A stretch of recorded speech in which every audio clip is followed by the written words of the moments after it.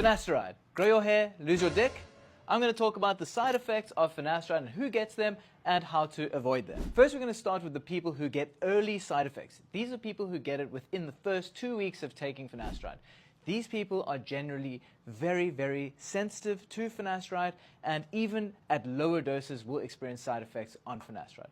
These are people who respond very, very well to a good topical finasteride. But let's move on to the majority of patients, which are the people who are late responders, people who experience side effects at a later stage. This could be 8 months to a year after starting finasteride.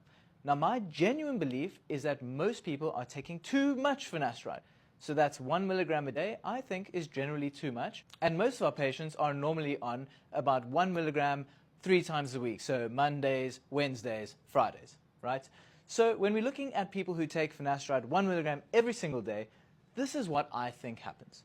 The finasteride builds up in your system slowly, slowly, slowly until you reach a point where you start getting side effects. This is when people freak out, start taking the medication, and don't realize that they've actually been taking too much.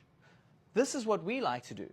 We like to let them take 1 tablet 3 times a week. That means you take some, it builds up in your body, a couple of days off, it lowers, and then doesn't ever reach that side effect line. This is how to effectively take finasteride without risking getting to that side effect line. We know that finasteride has a half-life of about 8 hours, but it can sit in the skin for up to 28 days, and that's why it actually builds up.